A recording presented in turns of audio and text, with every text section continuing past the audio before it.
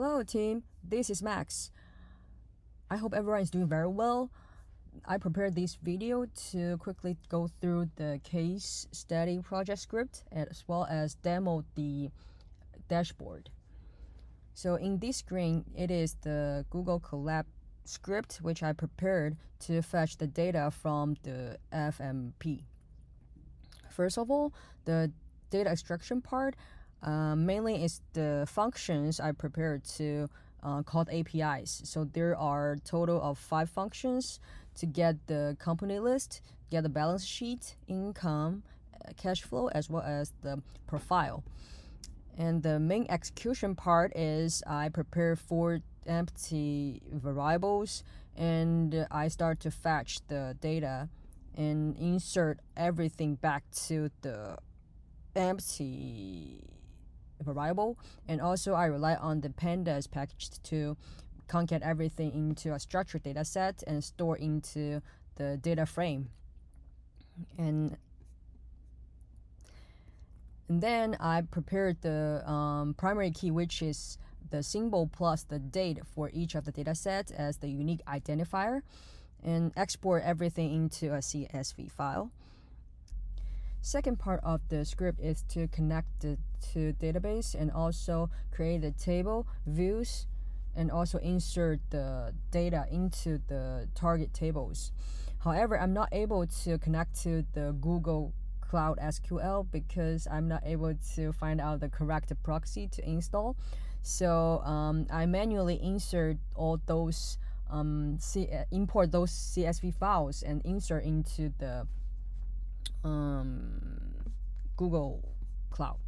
So this is the database I created, and it with 4 different tables, and also there's a view that I created to calculate all the metrics. And this is the example of what I calculated. So I within the metrics I calculated the DE, ROC, ROE, PB. Okay, here is the dashboard. You can zoom in or zoom out by click the bottom right button, and I split in the dashboard into 2 main sections. The first section is single select with each of the symbol, and the numbers gonna reflect accordingly, as well as the trend chart. So for the numbers, mainly I have D ratio, free cash flow, ROC, PB ratio, PE ratio, and the DCF. Within these 6 numbers, I calculated the risk score with 0 to 2 is low risk, 3 to 6 is medium risk, and above 6 is the high risk.